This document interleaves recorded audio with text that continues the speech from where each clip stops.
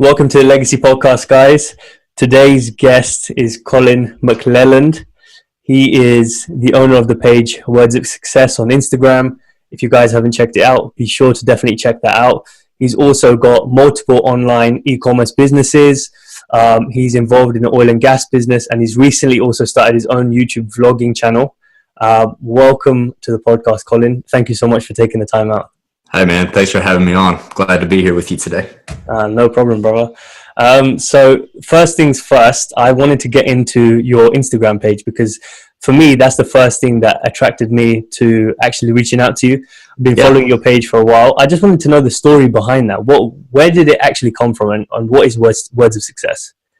Yeah, so Words of Success is a motivation page. We put out motivational content for just any general aspect in life, for people that are wanting to better themselves and, mainly kind of business, but anything in relationships, fitness, business. And it's actually kind of funny the way that I got started. So as you said, I'm in the oil business, been in the oil business for the last decade.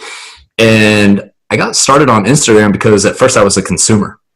And I used to follow all the OG accounts back then, like Agent Steven and Founder Magazine. I mean, this is back when these guys were just, putting out tons of motivational content, blowing up. And I loved it. And I wanted to get started, but sometimes I kind of felt like I had imposter syndrome. I was like, oh, well, no one's going to want to see motivational content from me. I'm not where I want to be at in life, so I probably can't help these people. Well, a turning point for me was I got into, are you familiar with Founder Magazine? Yes, I am, yeah. Okay. So I'm good friends with those guys over there, Nathan Chan, David Hobson, everyone at Founder. And I got into one of their groups, and they had a guest come on and give a webinar. And the webinar was over how they built their Instagram page. And they just blew it up. And I said, you know what? I can do that. And I was literally just sitting at my house one day, and I said, I'm going to start up an Instagram page. And at first I just started by sharing content. I didn't know how to make content, so I just started sharing content. And then I started trying to make my own content, and it sucked. It was terrible, but people were still, I was still getting followers. I was like, okay, this is cool. Well, then I hired a consultant. His name is Michael. He owns 24 Hour Success. I think he has 600, 700,000 followers now. And I said, hey, man, I really like what you're doing on Instagram. Can I pay you to teach me what you're doing?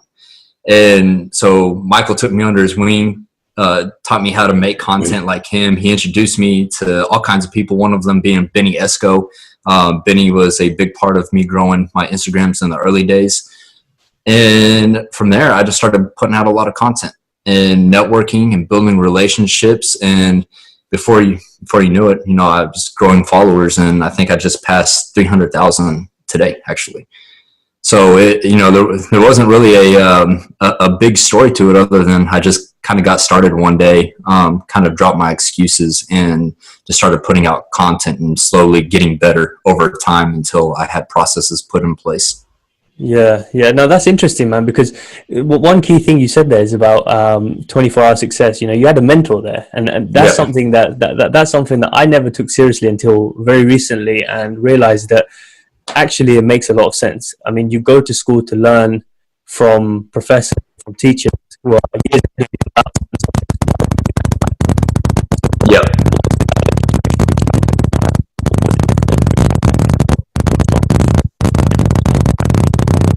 Hold on just a second. I lost audio on you.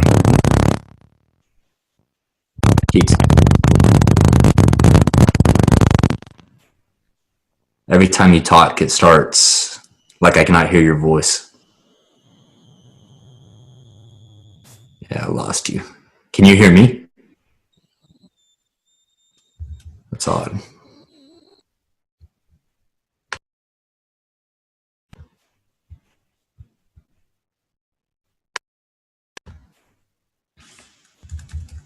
I talk again. Yeah, can't hear your audio. You want me to leave and come back in? So Colin, you were saying about when you hired Michael as a consultant and how he's helped you grow your Instagram page to where it is today. So yeah, tell me a little bit about that and the importance of, obviously having a mentor to help you grow whatever you're trying to grow in your life. Yeah, for sure. So, I mean, first off, I tell everybody I'm so big on hiring consultants, and these consultants in turn become mentors and business partners. And so what I did was, I wanted to grow these big Instagram accounts. So I went and found someone that had already done it. And Michael at that time, he had 300,000 followers. I reached out to him, and what I did was I showed him that I valued his time.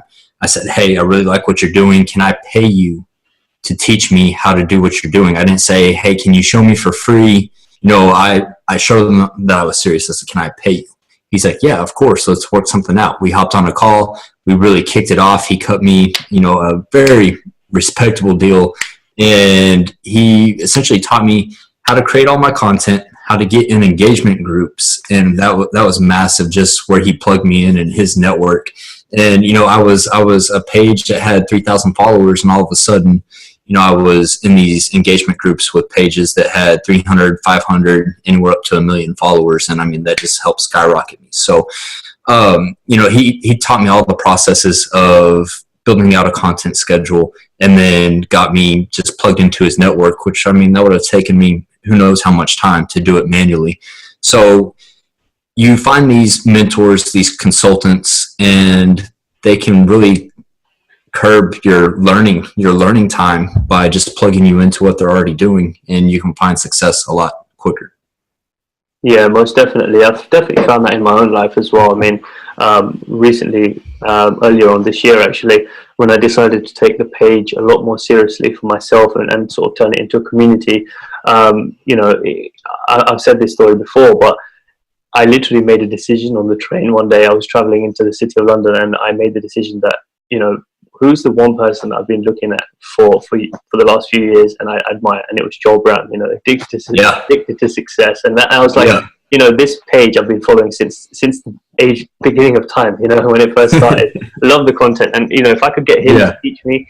And the thing is, I made that decision, and in the space of a week, I met someone who knew him, and then he connected me, and then it just opened so many doors. And it was really weird because it was only after I'd made the decision to have a mentor in that space, and the right mentor as well. It was for something I genuinely felt I wanted to do in my life. It wasn't like, I want to find a millionaire to make me rich and just show me a get rich quick scheme, which a lot of people do. And it's not intentional. It's not genuine. You don't actually deeply believe it, so it's not going to happen.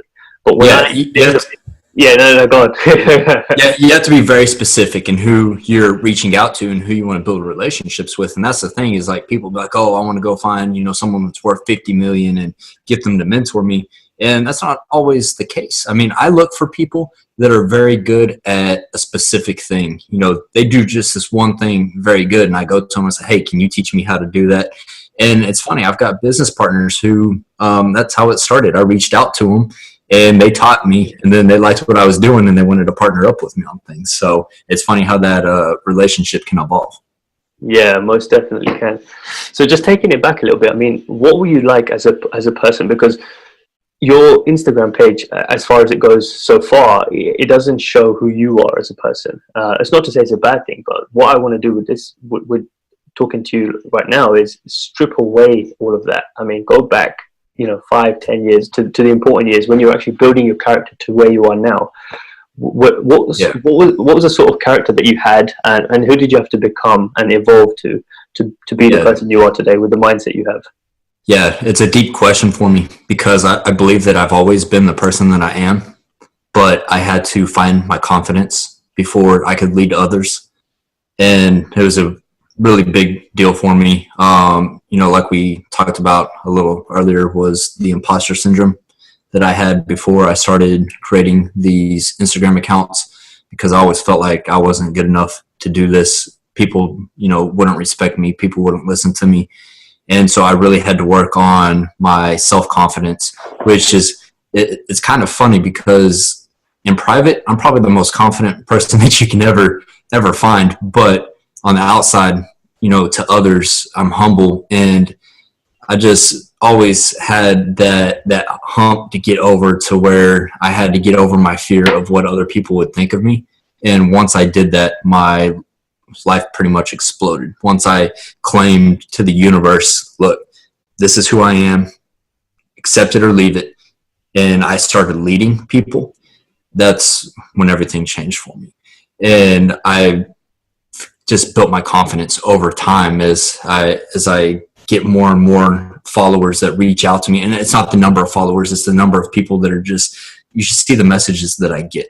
And, you know, the people that I've inspired, the people that have found their confidence because of me, and just knowing that I get to help those people and that I'm actually providing some value to them, that just builds up my confidence even more. So, you know, going back, you know, I graduated high school, barely graduated high school with a 1.6 GPA. I wanted to drop out right out of high school. I didn't go to college. I went right into the oil business in a very dangerous and blue collar job, worked 100 hours a week in the oil business. And when I wasn't on a drilling rig, I'd be learning, you know, just learning all different skills. I'd be learning economics, financial markets. Then I saw social media taking off. So I started learning about social media. You know, I've gotten Founders course, bought their course because I wanted to learn about that. And then, you know, paid for the consultant, and I was continuously learning. And I knew I wanted to do something in social media, and that could be my next stepping stone out of the oil business. You know, I just saw everything that was going on in social media, e-commerce. I knew I wanted to be in that. And I saw putting out content on Instagram as my first step in that process. And once I actually decided to get off my ass and do it, that was all it took, was getting started. Yeah, most definitely. And I think, you know, going back to what you were saying about the imposter syndrome, that's definitely something that I faced from time to time as well, because I was just thinking, like, you know, doing what I'm doing now and posting the perspectives I'm posting, it's like, well, you almost question yourself and say, you know, do I have the right to say what I'm saying? You know, have I achieved enough? Have I accomplished enough to actually be able to preach, if you will? But the funny thing is, as you start doing it and documenting what you're going through, you automatically gain respect and authenticity because you're just sharing what you're doing. So that automatically gives you the right, because you're living and sharing what you're doing. And see, that's a big thing right there that you're hammering on. You're sharing what you're doing, but you're not trying to make yourself something that you're not. You're just documenting and showing people like, hey, look, this is my journey. This is where I'm at. This is where I'm going. And people love the rawness of the story. They love seeing you behind the scenes doing it. But, you know, right now on Instagram and Facebook, you have a lot of these fakes that you can just tell they're not genuine or authentic. And it's a really big problem. But people really crave to see the stories of those who are authentic. And I think everybody has a story that they can tell. I think everybody can build up a following because everyone has a story. Everyone has something to contribute to this world. And it's funny because Joel Brown is actually one of the ones that kind of helped me break out of this cycle. He told me, he said on a scale of a 1 to 10, you know, where do you find yourself to how much value that you could provide to the world? And I said, man, you know, I think I know a lot from my life experience. You know, I think I'm somewhere around a 6 or a 7. He's like, well, that's 60 or 70% of the population is below you that can learn something from you. And I was like, wow, yeah, I didn't think about that. You know, half the world could learn something from me. So that kind of really put it in context for me. And I really started going at it then. And, you know, when you just put it out there and you're raw, you don't try to edit your life too much, and you're just brutally honest with your followers, they dig that. They like it. And anybody can build a following just by doing that. Yeah, 100%, man. And that's what I was going to touch on next, is your thoughts on, you know, the Instagram space now, because it's changed so much, like from what it was before. There's so many copycats and so many people hiding behind the camera. And, you know, as I said before, you know, bumping into Joel Brown earlier this year, you know, from getting a bit of his coaching, he said that, you know, what he wish he would have done is come in front of the camera earlier. And just show his face, because people connect with the face. And that's why a lot of people, when they ask me about the podcast, they say, oh, is it going to be audio visual? And I said both. You know, everyone has their insecurities coming in front of the camera or speaking, but if you can break out of that and you have the confidence to do it, you'll gain so much more respect, because people like to see your face to the name. You should have seen my first video I ever made, man. It was terrible, and I'm ashamed of it, but it's a process. And I've had that same conversation with Joel. And it's, you know, everyone connects with video content. They don't want to see you behind the camera. People want to see you. And the internet's moving towards video content. So you have to get comfortable being in front of a camera, and that just takes practice. But people want to see, they want to connect. So it's definitely a big thing. And it's something I messed up with my account too on Words of Success. You know, I don't really have a personal feel on that account. And that was just because it was a product of the time, you know, the same time that Joel was building up his account. That's not what we were doing. And we didn't have Instagram stories at the time that we were building. So there's definitely a different approach. Instagram is completely different than when I started out a few years ago. And that's the thing about social media, is it's constantly evolving. But what I have been working on is on my accounts being more personal and not focusing on growing such a big following. You know, on my personal accounts, I think I have right under 2,000 followers on my personal Instagram, and that follower base is extremely loyal to me. They're extremely engaged with what I'm doing. And I think what a lot of people need to realize is when they try to put out content, sometimes it sucks. You know, it sucks when you put out a video and only a few people watch it, and you're like, man, I just did all that, you know, all that time and effort to make this piece of content, and nobody saw it. But the thing is, all you need is one person to see it.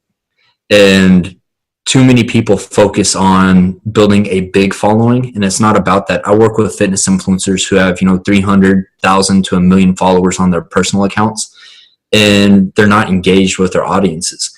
And kind of veering off topic here, when we do influencer sponsored posts, I look for micro influencers who have 2,000 to 5,000 followers, because they're super engaged with their followers. Where if I go get some fitness model, you know, that has 500,000, she doesn't know her fans. So I think a lot of people get lost in that, is how big their following is, and they kind of get discouraged. And it shouldn't be about that at all. Like if you're listening to this and you want to put out content, start putting out content today and just focus on getting 100 followers. I still remember my first 100 followers. That was probably my biggest milestone. Yeah. No, definitely. So two things I want to say, because I definitely fell into the trap of chasing after the numbers. You know, I used to compare myself to other accounts and other people's progress and say, oh man, you know, how do I get to 20K, 30K? But it's like, it's not about that. It's about the quality of the actual followers and the engagement. Because at the end of the day, it's the same thing in real life. When you have friends, would you rather have 100 friends who don't really know you, or 5 that know you and know everything about you? And you want to you can share everything with them, you know? Exactly.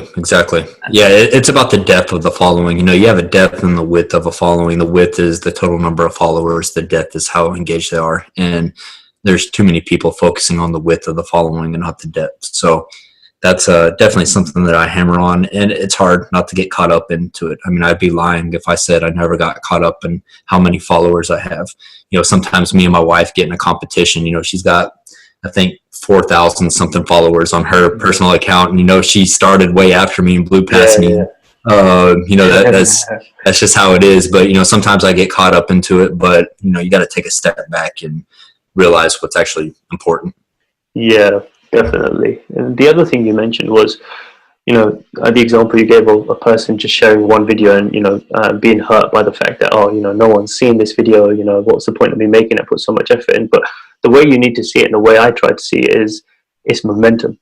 You're not just trying to put out one. The fact that you put out one is now got you moving forward. It's a building block to the next one. And it's all about consistency, 100% about consistency. Even with Instagram, I tell people, look, you can't make sporadic posts. You have to be consistent in your content schedule, and they're building blocks, you know, to the next one, to the next one, to the next one. And just, you're going to put out that first piece of content. Maybe 2 people see it. Maybe you get 2 likes, but that's momentum into the next one, and it's a snowball effect. It's just going to keep building and building and building. I mean, that's how I am with my vlogs right now. I think my vlogs, I think on YouTube are getting 100 views, and on Facebook are getting 400 views. And, you know, that's not, you know, shattering numbers. And it takes me quite a bit of time to film and edit. But I know that if I keep putting out this content through these platforms, eventually the time will come where I start building up followers. So That's how you have to look at it. You have to look at the long-term game. If you're in it in the short run, you'll never last. It is a lot of hard work to put out content, but what I tell people, and I've kind of ripped this off of Gary Vee, is that you need to focus on documenting your journey and just be real with people. If you try to create too much, you're going to have a hard time being consistent with it. So, it's really just about being true to who you really are and to your followers, and just being consistent with putting out content. Yeah, no, it definitely is. And that's the first thing that came to mind when we started speaking about this, was document versus create. When he said that, I first didn't understand it, and then I started to think more and more about it as I became involved in that process, and I was like, wow. I think that's how a lot of people were. And I'm not a big consumer of content, but that was one thing that Gary Vee said. I heard it, but then over time it started making sense. I said, oh, okay, I get it now. And honestly, that's been a game changer. So if nobody's heard that, maybe they can take that away from today, that you need to focus on documenting instead of creating. Yeah, definitely. So just bringing it forward a little bit from a little bit away from Instagram. Some of the other things that we were talking about you're doing is that you're sort of moving towards the fitness industry, and then you've also got your e-commerce businesses. So how did you get into that, and how did that all start? Yeah, kind of a funny story. So I was in the kitchen with my wife one day, and I'm very into entrepreneurship and fitness. I train Brazilian Jiu-Jitsu. I lift weights. Like, that's what I love doing. And I told my wife one day, I said, hey, I'm just trying to be fit and wealthy. And she's like, you should start an Instagram about that. And so I started the Instagram account, Fit and Wealthy, and man, did great with it. And I started getting a lot of requests from people like, hey, are you going to make fit and wealthy shirts? And I never really had an interest in it. I didn't really understand e-commerce at the time. But then as I started understanding e-commerce, I said, you know what, I really like the message behind Fit and Wealthy. I know there's a lot of people like me and my friends who are very passionate about fitness and entrepreneurship. I mean, you can look at Instagram. What are two of the biggest niches? Entrepreneurship and fitness. And in between those is a cross sector, where you've got people who are passionate about both. So I said, I'm going to make a clothing line that caters to those people. And it's all about pursuing perfection. And, we're about bettering ourselves in every aspect. I believe that everybody wants to be better financially. Everybody wants to be healthier. And I think everybody should strive to be, to have more money and have better health. I have 3 kids and a wife, and I just turned 28 years old yesterday, and I enjoy being in good health, and I get to run around and play with my kids. I don't have any ailments as far as my health or fitness. And I'm also trying to build up enough money to where my kids can be taken care of when I'm not here anymore. So I think a lot of people, for different reasons, they want to be better in both of those things. So I built this brand to cater to that.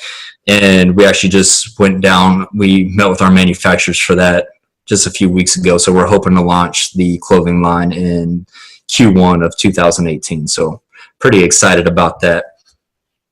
Nice, man. So happy birthday. I didn't realize happy birthday. Thanks, man. Yeah, it was a great one, man. I can't talk about too much on the fitness side because I stuffed my face with cake yesterday. So not exactly the best role model for the fitness side. But so we got Fit and Wealthy going. And then we also own a other e-commerce brand, which is called 7 Life. And it's actually a device that you smoke marijuana out of, which is funny because me or my partner smoke marijuana, but we came across an opportunity to acquire this brand. I liked it, and we're doing really well with it. We just launched it 2 months ago, and things have been going fantastic. So we're moving ahead with that as well. Nice, man. So I'm intrigued. The most recent brand that you bought, in terms of the device that you were describing, what is it about that interested you or intrigued you to actually acquire it? Because a lot of people say, so this is a little bit controversial, a lot of people say if you're not using the product yourself, you shouldn't be selling it. Because I was listening to what's his name, Mirza, right? He was talking about so he was talking about he's quite passionate about his businesses, and he says you know, if you're not using the product, don't sell it. Why are you selling it? And I just want to know your thoughts on that. So first of all, I'm not your conventional person. I really think outside of the box, and I look at it as more of like, hey, this is a well-designed product. It aligns with what I like as far as quality. The branding is high class. Just because I don't smoke marijuana doesn't, you know, I get in business to sell products and provide value to customers and make money. And whether or not I smoke marijuana doesn't really affect that aspect. But yeah, it's kind of a theme that you hear in the entrepreneur community. You need to be passionate about what you're working on, or you need to use your product. That way you can have full faith in it. But I don't think that really applies to this. If I smoke marijuana, I would use this product. It's a great product, but it was more of just I fell into the right opportunity. I saw someone that hadn't launched this brand yet. They spent a lot of money designing this product, and they were just looking to abandon the idea. And so I bought it for a really good price and figured I could flip it within a year. So yeah, every situation is different. And this is something that really, really bugs me when you hear, you know, the types like Grant Cardone, Andy Frisella, Gary V, you know, Fam, any of these big, you know, people on social media, is that every situation is different. Every situation has a different solution and a different outcome. And, you know, you'll hear Grant Cardone say, well, you got to do it this way because that's the way he did it. Or Gary Vee say, you got to do it this way because that's the way he did it. But you're not in the same position that Gary Vee was. You're not in the same position that Grant Cardone was. And, you know, no one is Colin McLelland. You know, nobody is you. And you got to realize that every situation is so different, and there's not a lot of people that can tell you should or shouldn't do this, because when it comes down to it, you're the one that knows. But yeah, that is a common theme in the business space. But, you know, to me, it didn't really, I knew that there was a market for this product. I really liked the design and the branding of it. It's not like the typical pothead, you know, smoking device. It's very classy and high end. And so it fit in line with everything that I like about a brand, and I thought it'd be a good opportunity. Okay. So that being said, let me ask you this. What are you passionate about? Man, I'm passionate about many things. Through and through, I'm an entrepreneur. I always knew I would be an entrepreneur. That's why I did very bad in school. I wanted to scale businesses when I was in school. This is back before there was Shopify or any e-commerce businesses, but I wanted to start drop shipping car audio. I could never get anyone to put up the $2,000 membership fee for me. My parents thought it was a scam. So I really struggled in my high school years because I knew that I wanted to grow businesses. Out of high school, when I took the job in the oil business right away, I knew that I wanted to be heavily involved in the oil business, and I figured that I would learn it from the ground up. And so I'm very passionate about oil and gas, advancing the technology of oil and gas. But overall, I'm very passionate about just entrepreneurship as a whole. I love working. I'll work 100 hours a week, and it doesn't even seem like work to me because it's what I like. It's what I like to do. I just think it's something great to build something and have something to be proud of and see it be successful. And I love seeing other people do it as well. So very passionate about entrepreneurship, very passionate about my family. Can't tell you how much I love my wife and kids, love having, that relationship with them, and fitness as well. So, a lot of people will talk about work-life balance, like, oh, you can't work 80 to 100 hours a week and have work-life balance. And you can. I'm a living example of it. But there's three things I'm passionate about. It's my family, business, and fitness. And so I make sure I have time for all three of those things. Now I make sacrifices. You don't see me. I don't own an Xbox or a PlayStation. I'm never get to play video games, and I love video games. But the reason I don't own one is because I know I'll start playing video games and that will take time away from, it's either going to take time away from my family, time away from work, or time away from fitness. And I know I can't afford to give time, take time away from those things. So it really comes down to priorities and what you want in life. And, I know what I'm passionate about, what makes me happy, what makes me better as a person, a businessman, and a father and husband. And I just put 100% of my time into those things. Yeah, no, that's really good that you know what you value, because I think it's important for people to know what they value so they can actually build their life around those values without losing too much direction and feeling lost, which seems like you've done, and successfully at that as well, which is really good. I think if you just hit it on the head, if you focus on what you're really passionate about, what makes you happy, and you kind of reverse engineer your life to focus around those things, I think you can find success and never feel like that you're giving up anything or sacrificing anything. Yeah, for sure. So just to wrap up, there's a few questions that I wanted to ask. I'm really curious to see how you answer. All right. So these are questions I ask everyone. So the first one is, if you were to go back with the knowledge you have right now, every single piece of knowledge you have now, if you were to go back to your 18-year-old self, what would you tell him? If I went back to my 18-year-old self, me personally, I would have told myself, I would have, you're kind of getting deep on me here. I made an Instagram post about this the other day, because it's kind of something that I struggle with, that, I wanted to drop out of school in my senior year and pursue starting businesses. And I let adults around me talk me out of that. Everyone told me without an education that I wouldn't be successful. And it's haunted me so much to this day that some nights I wake up with a recurring nightmare that I'm stuck in high school, knowing that I should be out doing what I want to do in life.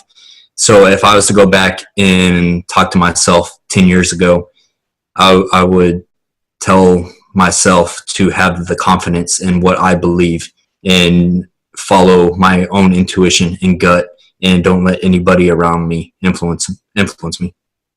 Yeah, that is, that you hit the nail on the head for what I would say as well, because this question has come about because I was reflecting on how I would react to that question and what I've realized along my journey. And the number one thing by far is listening to myself, and you get distracted from that because you get told that your decision or how you're feeling is not right. And then you think, oh, actually, is this correct? Maybe I shouldn't listen to myself. But then you actually enjoy it when you go through the decision and you 100% are in it for life. You actually realize, actually, no, I'm enjoying this. This is what I should be doing. And if you imagine you made that decision for every aspect of your life, you have your own inner guidance, I believe. Yeah, and this was 10 years ago when I was 18. So you didn't have the social media, you didn't have podcasts. You don't have this content to kind of maybe help guide you and be like, okay, there's other people that are, agreeing with me, saying that I need to do this. And so I think that's what's so great about 18-year-olds today, is that they can listen to this podcast and, draw some value, draw some support from it, and not let people directly around them influence their decisions. They can draw some inspiration from you, from me, from the other people that have a little bit of experience in life, and make their own decisions and do what they want. For sure. So the second question, if you had to write something in a time capsule right now that your great grandchildren would read, what would it be? Oh man, if I had to write something in a time capsule that my great grandchildren can read. Oh, that's tough, man. You're kind of tugging at my heartstrings. It's funny. I'm a very cold and hard-nosed person, but kids hit my soft spot ever since I became a daddy. Kids hit my soft spot. So if I was to write something to them, I would want them to know that the world is theirs. They can do whatever they want to do in this life. And hopefully what I'm building today can help contribute to what they want to do in the future. And nothing would make me more proud than to know that I was able to help them, and that I'm sure I would be proud of whatever they do in life, and that they would accomplish great things. Yeah, that's beautiful, man. And and honestly, to kind of touch on that subject, that's why I've been wanting to go heavy on my vlog, because my biggest fear, I mean, life is short. Something can happen to us any day. And my biggest fear is that something happens to me and my kids grow up without me, and I don't get to pass along my knowledge and wisdom to them. So I'm hoping through my vlog, it's like a personal diary, and they can always go back and watch that. And hopefully YouTube's around for my great grandkids, where they can go back and watch me and see who I was and draw some wisdom from me. So that's that's kind of my time capsule is YouTube. Yeah, I don't have to write it down on a piece of paper. I'm recording it on video. Yeah, no, this is it though. This is it. This is deep, because I was watching an interview on Impact Theory, and Nichols was on there with Bilyeu, okay. And she said the one line that she dropped, which really stuck out to me, was, "None of us are scared to die. That's not what none of us are scared of. We're scared that we're going to die without anyone knowing we were even here in the first place." Exactly. Exactly. I agree with that 100%. Yeah. And that when that clicked to me, I realized this is the reason why I care about legacy so much, because it's like, it's not just about the wider world. It's about my family, family to come, my kids, and then my brothers. It's about what you leave, what you leave behind. Yeah, I wish I could go back. I wish the technology was here for me to go back and see what my great granddad did. Oh, it'd be amazing. Who was he? Amazing. What did he do? He could have accomplished half the world, and I didn't know about it, because it's not documented anyway. Yeah, and I think that's something that I've never personally heard anybody talk about this, and that's something that we don't think about, is everything that we're doing now is documented. So when we're long and gone, our successors can go back and look and be like, okay, man, this is documented. This is what they did, and they can actually know us, and that it's truly special, man. It's amazing. Yeah, for sure. And that leads me nicely into the last question, which is... All right, hit me with it. What legacy do you want to leave behind? You're 90 years old. Collin is 90 years old. He's looking back and he's thinking, this was a successful life because... What's that because? What would you like to leave behind for the rest of the world? My goal in life is to become the biggest oil man that's ever come out of Texas. That's my overall goal. I've got some big shoes to fill in that aspect, and it's very challenging to me. So that's my biggest goal. That's what I want to be known for. But I also want to parlay that into space exploration and mining. And I want to push the human species further into that realm. We have people like Elon Musk wanting to put humans on Mars. I want to be the one that mines on Mars and helps build that infrastructure. So when my life is done, I want to be known as someone that was forward thinking, pushing civilization further into the future, making our world a better place. And, I want my kids to talk to their kids and their grandkids and tell them about all the memories and how loving I was. And that would complete my life. Have you heard of Naveen Jain? Of who? Naveen Jain? No, I haven't. You need to look into this guy. He's one of the biggest entrepreneurs on the planet, and he's embarking on a journey with a company called Moon Express that he created, and he believes that he is trying to create a multi-planetary society. So he thinks that Earth is not the only planet that has resources. We shout so much about scarce water, scarce renewable energy, etc., and he says, well, look up. There's many planets that have resources. We need to go out and mine them, and that's what he started to do. So I think, definitely look into him. And if you I got to look into him. And I mean, he's absolutely right. This is the future of if the human species wants to keep advancing and brutally honest, keep surviving, is that we have to inhabit other planets. So if I can, kind of help push us into that, man, that's something that I'm truly passionate about. So I'm hoping I can take my mining experience from Earth and help take that to the moon and Mars. Amazing, man. I'm sure you will over time. But thank you so much for jumping on today. I know we had a bit of an issue with the time difference, but it was amazing having you on, and I enjoyed this conversation thoroughly. Hey, man. Yeah, it was my pleasure being on here, man, and meeting you and getting to talk to you. You're a sharp mind. I hope your listeners get some value from this conversation, and hopefully I can come back on someday. Definitely, man. I appreciate you, brother. Thank you. All right. Thanks, man.